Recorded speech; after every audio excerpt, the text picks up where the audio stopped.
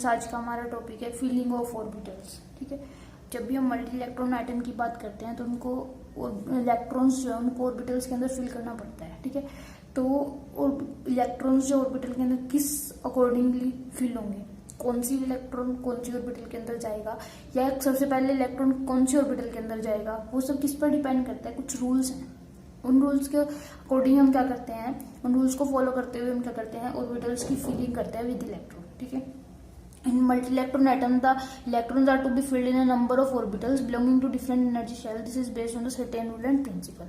सबसे पहले क्या आता है, पुलिस एक्सक्लूजन प्रिंसिपल। ये क्या डेफिनेशन है इसकी कि no two electrons in an atom can have identical value for all four quantum number. कि कोई भी दो इलेक्ट्रॉन्स एक एटम के अंदर, उनके पास क्या होती है, चारों क्वांटम नंबर क्या होते हैं, वो आइडेंटिकल नहीं हो सकते। ठीक है, मैक्सिमम 3 जो क्वांटम नंबर्स हैं वो सेम हो सकते हैं, बट फोर्थ क्या होगा, हमेशा ही डिफरेंट होगा। मान लो हम फर्स्ट के सब शेल के लिए बात करते हैं। के शेल के लिए क्या होगा कि एन की वैल्यू क्या होगी, 1 होगी। दो इलेक्ट्रॉन्स ले लिए हमने, दोनों के लिए एन की वैल्यू 1 है, एल की वैल्यू 0 है, एम की वैल्यू 0 है, तो एस की वैल्यू क्या होगी, डिफरेंट होगी। एक के लिए एस की वैल्यू +1/2 होगी, तो दूसरे के लिए एस की वैल्यू -1/2 होगी। जब उनको फिल करेंगे तो ऐसे आएगा, एक अप स्पिन आएगा, एक डाउन स्पिन आएगा। दोनों ही कभी भी ऐसा नहीं हो सकता कि दोनों ही इलेक्ट्रॉन इस फॉर्म में आ जाए। ठीक है, ये भी नहीं हो सकता और ना ही ये हो सकता कि दोनों इलेक्ट्रॉन डाउन स्पिन।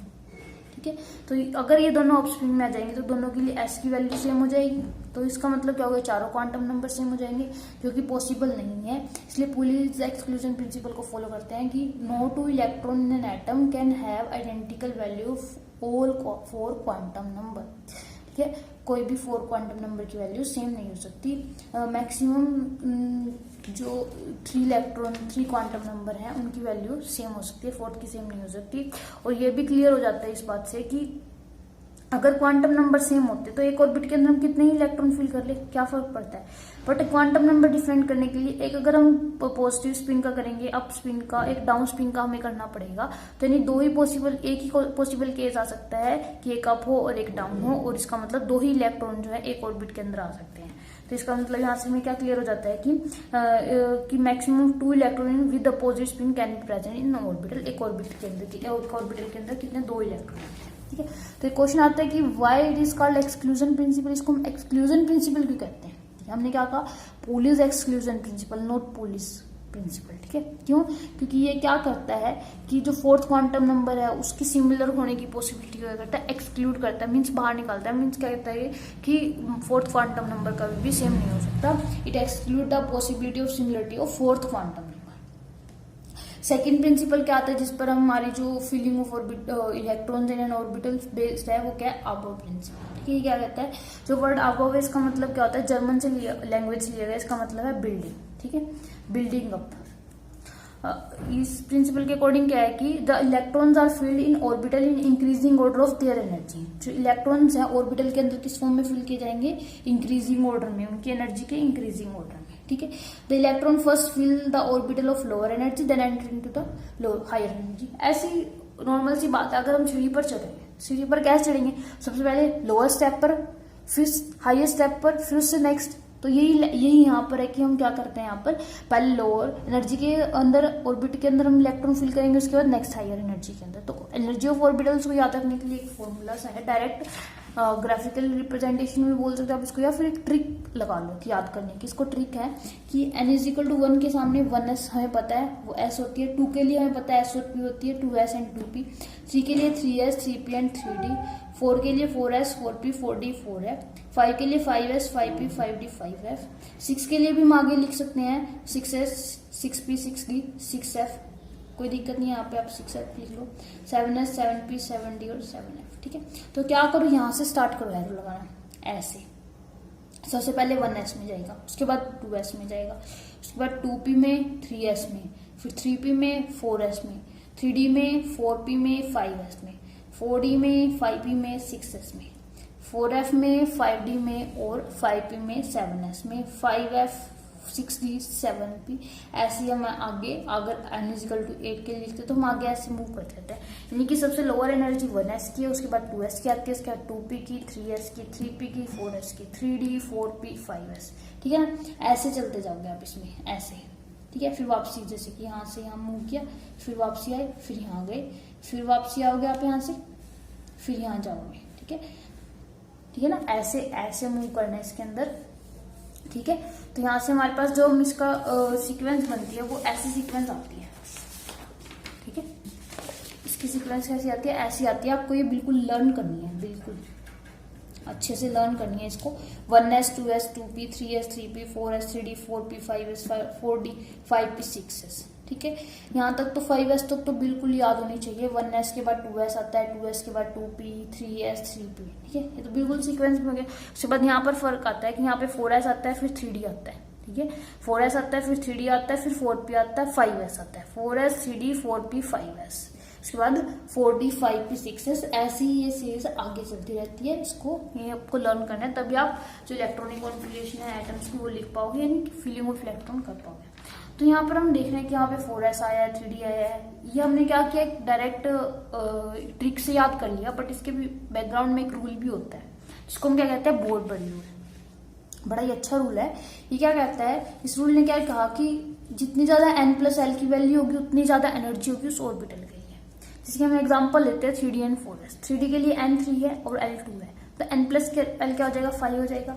4s के लिए n 4 है, l 0 है, तो n+l क्या हो जाएगा, 4 हो जाएगा। तो यहाँ पर n+l किसकी है, 5 is greater than 4, means 3d की लिए n+l की वैल्यू ज्यादा है 4s के कंपेरिजन में। इसका मतलब क्या है, एनर्जी जो है 3d की ज्यादा होगी 4s से। वही हम यहाँ पर भी देख सकते हैं, 3d की एनर्जी जो ज्यादा है 4s से। ऐसे हम अगर हमारे पास क्या हो जाता है, किसी केस के अंदर n+l की वैल्यू सेम हो जाती है, n+l इज सेम, तो जितनी ज्यादा वैल्यू क्या होगी, n की होगी, उतनी ज्यादा क्या होगी, एनर्जी होगी। तो हम n को कंपेयर करेंगे डायरेक्ट, n+l अगर सेम आ जाता है। जैसे 3d और 4p का एग्जांपल ले लेते हैं। 3d के अंदर n = 3 है, l = 2 है, n+l 5 आ जाएगा। 4p के लिए n = 4 है, l = 1 है, n+l 5 आ जाएगा। दोनों के लिए n+l की वैल्यू क्या आ जाती है, सेम आ जाती है। तो हम क्या देखेंगे, n लिखेंगे। यहाँ पर n 4 है, यहाँ पर n 3 है। 4 is greater than 3, means 4p की जो एनर्जी है वो 3d से ज्यादा होगी। वो हम यहाँ पर भी कंपेयर कर सकते हैं। 4p की जो एनर्जी है वो 3d से ज्यादा जाती है, ठीक है। ये क्या आ गया, इसका रूल हो गया, और ये क्या होगी, इसकी सीक्वेंस होगी जो हम इसको यहाँ से याद कर सकते हैं, ठीक है। हम हर एक की वैल्यू निकाल सकते हैं। यहाँ पर n+l की वैल्यू क्या हो जाएगी, 0+1, यहाँ पर 0+2, तो 2 इज ग्रेटर देन 1, तो यहाँ पर 2s की एनर्जी ज्यादा होगी 1s से। सिमिलरली हमारे के लिए निकाल सकते हैं, पर जो ट्रिक है वहां से हम उसको डायरेक्ट याद भी कर सकते हैं। तो हमारे पास थर्ड रूल आता है, हंस रूल ऑफ मैक्सिमम मल्टीप्लिसिटी। इसके अकॉर्डिंग क्या है कि the pairing of electron with opposite spin starts only when each orbital of the subshell is single occupied with electron of parallel spin, ठीक है। क्या कहता है इस रूल के अकॉर्डिंग कि जो पेयरिंग है इलेक्ट्रॉन की अपोजिट स्पिन के साथ तब स्टार्ट होगी जब हर ऑर्बिटल जो है सबशेल की वो सिंगली ऑक्यूपाई हो जाएगी, ठीक है। मीन्स क्या है कि जैसे हम पी के अंदर क्या आती है, 3 ऑर्बिटल्स होती है, हमने अभी देखी है सभी, px py pz, ठीक है। px py और pz 3 ऑर्बिटल्स होती है पी सबशेल के अंदर। तो इसके अंदर क्या कहते हैं कि अगर एक इलेक्ट्रॉन इसके अंदर आ गया, ठीक है, एक इलेक्ट्रॉन स्पिन का इसके अंदर आ गया, इसके अंदर पेयरिंग कब होगी, यानी दूसरा इलेक्ट्रॉन इसी के अंदर कब आएगा, जब सारे के सारे सिमिलर स्पिन के फिल हो जाएंगे। यानी कि दूसरा इलेक्ट्रॉन इसके अंदर आएगा, तीसरा इसके अंदर आएगा, चौथा इसके अंदर आएगा। यानी कि यहाँ पर 4th इलेक्ट्रॉन कब आया, यानी पेयरिंग ऑफ इलेक्ट्रॉन कब हुई, जब ऑल ऑर्बिटल्स जो हैं वो क्या हो जाएंगी, सिंगली ऑक्यूपाई हो जाएंगी विद पैरेलल स्पिन के साथ। ऐसा नहीं हो सकता कि ऐसे आए फिर ऐसे आए फिर ऐसे आए, ऐसे नहीं, सारे के सारे क्या पैरेलल स्पिन से होंगे, ठीक है। तो इसका यहाँ से हम इसको ऐसे भी देख सकते हैं कि अगर हम यहाँ पर px की वैल्यू लेकर के चलते हैं तो px क्या हो गया कि फर्स्ट इलेक्ट्रॉन यहाँ आ गया, तो सेकंड यहाँ आ गया, थर्ड इसके अंदर नहीं आ सकता, थर्ड किसके अंदर आएगा, इसके अंदर आएगा, ठीक है। थर्ड इलेक्ट्रॉन इसके अंदर आएगा। ऐसे भी नहीं हो सकता कि 2 स्पिन के और थर्ड स्पिन के आ जाएगी। तो ये दोनों रॉन्ग रिप्रेजेंटेशन है और ये करेक्ट है, ठीक है। नेक्स्ट आता है representation of electronic configuration of atoms. बड़ा इंपॉर्टेंट है, अच्छा और इंटरेस्टिंग है कि हम यहाँ पे कुछ स्टार्टिंग के एलिमेंट्स ले लेते हैं, उनके अकॉर्डिंग उनकी रिप्रेजेंटेशन दिखा देते हैं। हम हाइड्रोजन की बात करते हैं। हाइड्रोजन के पास क्या होता है, वन इलेक्ट्रॉन होता है, उसकी इलेक्ट्रॉनिक कॉन्फ़िगरेशन क्या हो जाएगी। तो सबसे पहले क्या होगा, देखो हम ये सीक्वेंस लिख लेते हैं जो हमने अभी ऊपर लिखा था, 1s 2s 2p 3s 3p 4s 3d, ऐसे करके हम इसको आगे लिख सकते हैं, ठीक है। अब हम बात कर रहे हैं हाइड्रोजन की। हाइड्रोजन के पास एक ही इलेक्ट्रॉन होता है, वो सबसे पहले कहाँ जाएगा, 1s के अंदर जाएगा और 1s आ जाएगा, ठीक है। तो इसकी इलेक्ट्रॉन कॉन्फिगरेशन 1s हो जाएगी। हीलियम के अंदर अब यहाँ पर 1s को हम ऐसे रिप्रेजेंट कर सकते हैं, ठीक है। और सेकंड इलेक्ट्रॉन क्या जाएगा, वो भी s के अंदर ही आ सकता है, तो 1s2 आ जाएगा, क्योंकि एक ऑर्बिटल के अंदर 2 इलेक्ट्रॉन होते हैं, तो इसको एक पैरेलल अपोजिट स्पिन का इलेक्ट्रॉन यहाँ आ जाएगा। ऐसे लिथियम के लिए क्या 3 इलेक्ट्रॉन होते हैं, तो 1s क्या होगी, कंप्लीटली फिल होगी, तो नेक्स्ट इलेक्ट्रॉन किस में जाएगा, 2s में जाएगा, तो यहाँ पर 2s1 आ जाएगा। और सेकंड बेरिलियम के अंदर 4 इलेक्ट्रॉन होते हैं, तो यहाँ पर 1s2 2s2 हो जाएगा और 4 इलेक्ट्रॉन। सिमिलरली बोरॉन के लिए क्या हो गया, 1s और 2s कंप्लीटली फिल हो गए, तो नेक्स्ट इलेक्ट्रॉन कहाँ जाएगा, 2p के अंदर जाएगा। Similarly 2p2 and 2p3 carbon and nitrogen के लिए हम ऐसे ही लिख सकते हैं। नेक्स्ट आता है electronic configuration of ions. Ions cation और एनायन दो ही होते हैं, ठीक है। तो आयंस में क्या करते हैं, जो कैटायन है उनकी इलेक्ट्रॉनिक कॉन्फिगरेशन, कैटायन का मतलब क्या होता है कि उसमें से एक इलेक्ट्रॉन कम हो गया है, ठीक है। कैटायन मीन्स पॉजिटिव चार्ज कब आएगा, जब नंबर ऑफ इलेक्ट्रॉन डिक्रीज हो जाएंगे, यानी number of electron less than proton हो जाएंगे, तो फिर वहां पर क्या हो जाता है, पॉजिटिव चार्ज आ जाता है। कि कैटायन के अंदर क्या हुआ, electron are remove from the valence shell of the atom, electron को रिमूव किया गया valence shell of the atom से। इसके अंदर इलेक्ट्रॉनिक कॉन्फिगरेशन के लिए क्या क्या प्रोसीजर आपको फॉलो करना पड़ेगा, सबसे पहले इलेक्ट्रॉनिक कॉन्फिगरेशन लिखनी पड़ेगी, ठीक है। उसके बाद अरेंज करना पड़ेगा in increasing order of shell, ठीक है। उसके बाद उसमें से आउटर मोस्ट सेल में से हम क्या कर देंगे, जो इलेक्ट्रॉन को रिमूव कर देंगे। जैसे हमने एग्जाम्पल लेके चलते हैं निकल का। निकल के जो एटॉमिक नंबर है 28 है, यानी 28 क्या है उसके पास, जो है 28 क्या है उसके पास, 28 क्या हो गया। जैसे निकल की बात कर लेते हैं, निकल के पास क्या होता है 28 एटॉमिक नंबर ऑफ इलेक्ट्रॉन जो है उसके पास 28 हो जाएंगे। हमें ऐसे इसमें फिल करना है। 28 में सबसे पहले हम 2 इसके अंदर आ जाएंगे, 2 इसके अंदर आ जाएंगे, 4 हो गए, 2p के अंदर 6 आते हैं, 6 हो गए, 10 इलेक्ट्रॉन हो गए, हमारे पास 18 इलेक्ट्रॉन रह गए हैं, ठीक है। 3s2, उसके बाद 3s2 के बाद क्या आ जाएगा 3p, 3s2 के बाद क्या जाएगा 3p, p के अंदर 6, तो अभी कितने हुए 2 2 4 6 10 12 18 अभी भी हमारे पास रहते हैं। तो 4s2 यानी 3b, b के अंदर 10 आते हैं टोटल, तो हमारे पास कितने बचते हैं 2 4 6, तो यहाँ पे आ जाएगा 10 12 18 20 हमारे पास 8 इलेक्ट्रॉन बचते हैं, वो 8 इलेक्ट्रॉन क्या आ जाएंगे 3d के अंदर आ जाएंगे। तो इसकी इलेक्ट्रॉनिक कॉन्फिगरेशन जो हमें ऐसे लिखनी है, तो हमें क्या करना पड़ेगा, इसके इंक्रीजिंग ऑर्डर में लिख देंगे। देखो 1s 2s, तो ठीक है, यहाँ पर 3 बाद में लिखा हुआ 4, इसको पहले इस फॉर्म में अरेंज कर लेंगे। 1s2 2s2 2p6 3s2 3p6 3d8 and 4s2, ठीक है। उसके बाद अगर हमें निकल, तो निकल के लिए लोग electronic configuration, nickel 2 positive means 2 electron are remove. 2 electron कहाँ से रिमूव करेंगे, इस जो है ऑर्बिट में से रिमूव करेंगे, तो यहाँ से 2 इलेक्ट्रॉन चले जाएंगे, यानी इसके पास इलेक्ट्रॉन 0, तो हम क्या आ जाएगी हमारे पास इतनी जो है ये इलेक्ट्रॉनिक कॉन्फिगरेशन किसी की हो जाएगी Ni2 पॉजिटिव के लिए। सिमिलरली हम क्या कर सकते हैं, एनायन के लिए भी लिख सकते हैं। एनायन के लिए भी क्या होता है, एनायन का मतलब क्या, उसके पास नेगेटिव चार्ज है, यानी उसके अंदर नंबर ऑफ इलेक्ट्रॉन ऐड किए गए हैं।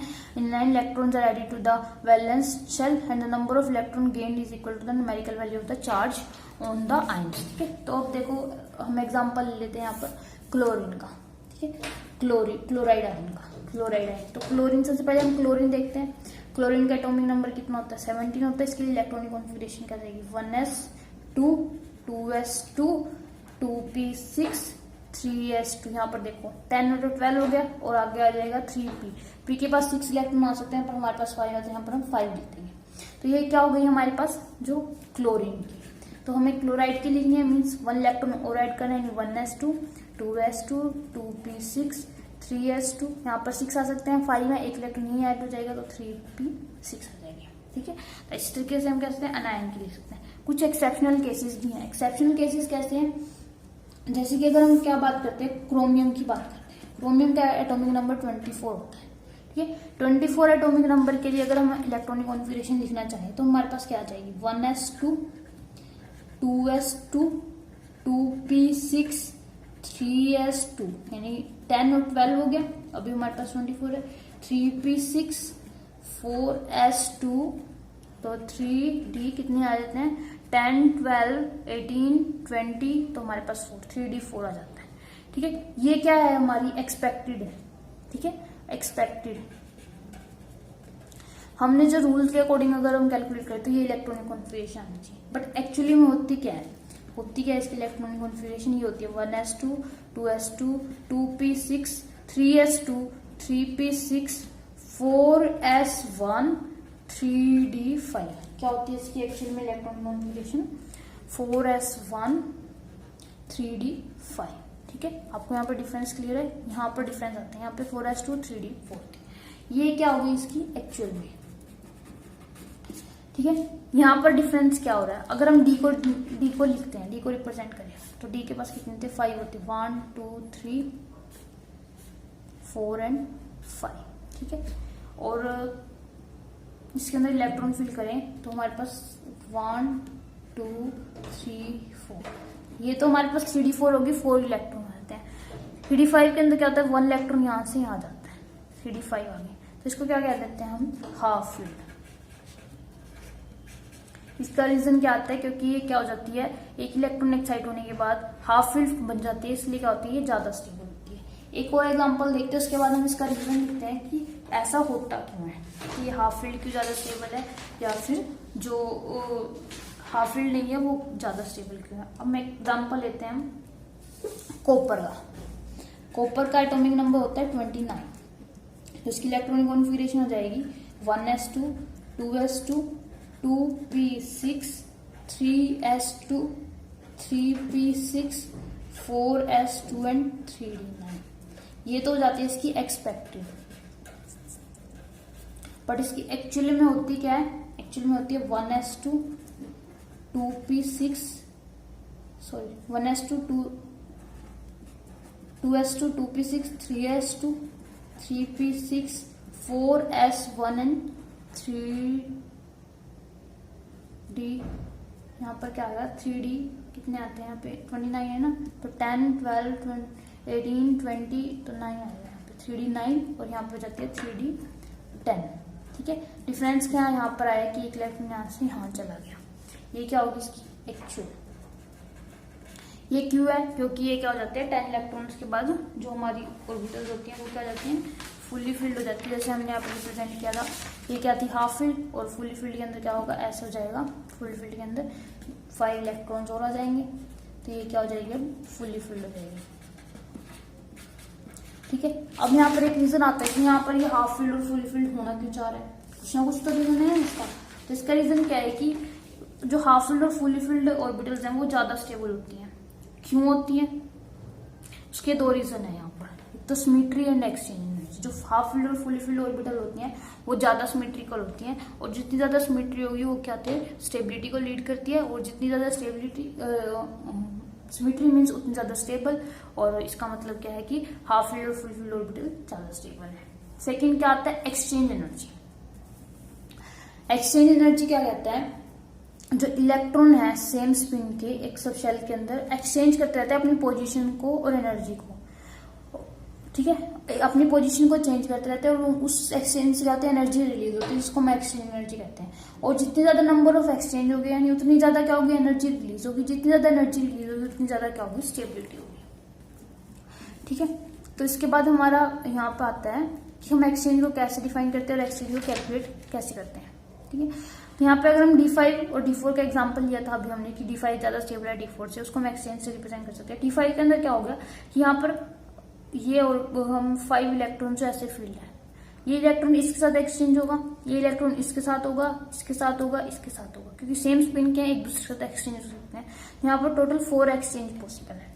यहाँ पर ये इलेक्ट्रॉन तो हो गया सभी के साथ एक्सचेंज, अब इसकी टर्न आती है, ये इलेक्ट्रॉन इसके साथ एक्सचेंज हो सकता है, इसके साथ और इसके साथ। यहाँ पर 3 सिमिलरली ये इलेक्ट्रॉन इसके साथ 2 और ये इलेक्ट्रॉन इसके साथ 1, तो टोटल कितने एक्सचेंज हो गए, 10 एक्सचेंज हो गए। अगर हम D4 की बात करते हैं, D4 के अंदर क्या होता है, 4 इलेक्ट्रॉन ऐसे फील्ड होंगे सेम स्पिन के सबसे पहले, तो ये इलेक्ट्रॉन इसके साथ एक्सचेंज होगा, इसके साथ होगा, इसके साथ होगा, टोटल 3 एक्सचेंज है। सेकंड इलेक्ट्रॉन के साथ कितने 1 2 एक्सचेंज है, और थर्ड के साथ 4 के साथ सिर्फ 1 एक्सचेंज है। टोटल नंबर ऑफ एक्सचेंज 6 हो गए। तो नंबर ऑफ एक्सचेंज किसमें D5 में ज्यादा है एज कम्पेयर टू D4। इसका मतलब है D5 is more number of exchange in D4, so D5 जो इलेक्ट्रॉन कॉन्फिगरेशन है वो मोर स्टेबल है देन D4 कॉन्फिगरेशन। इस तरीके से हम क्या कर सकते हैं, P6 से टोटल 6 आ सकते हैं, D10 F14 क्या फुली फील्ड है और इसलिए मोर स्टेबल है, और P3 D5 F10 क्या हाफ फील्ड है और मोर स्टेबल है। तो इसी इन रीजन की वजह से सिमेट्री एंड एक्सचेंज एनर्जी की वजह से जो हाफ फील्ड और फुल फील्ड ऑर्बिटल होते हैं वो मोर स्टेबल होते हैं, इसलिए वहाँ पर हमें एक्सेप्शनल केसेस मिलते हैं। D4 की बजाय D5 बन जाता है और D9 की बजाय D10 जो होती है इलेक्ट्रॉन का हो जाता है S से D में एक्साइट हो जाता है। अगर आपको यहाँ पर कोई भी डाउट हो, बहुत ही इंपॉर्टेंट और अच्छा टॉपिक है, डायरेक्ट क्वेश्चंस आते हैं एग्जाम के अंदर, क्वेश्चंस आएंगे तो इलेक्ट्रॉनिक कॉन्फ़िगरेशन आपको जरूर लिखनी पड़ेगी। और इलेक्ट्रॉनिक कॉन्फ़िगरेशन अगर आप इस वीडियो को देखते हो तो बहुत अच्छे से समझ सकते हो। अगर आपको कहीं पर भी कोई भी डाउट है तो आप मुझे कमेंट बॉक्स में कमेंट कर सकते हैं। आपको वीडियो अच्छी लगी तो आप इसे लाइक, सब्सक्राइब एंड शेयर जरूर करें। Thank you.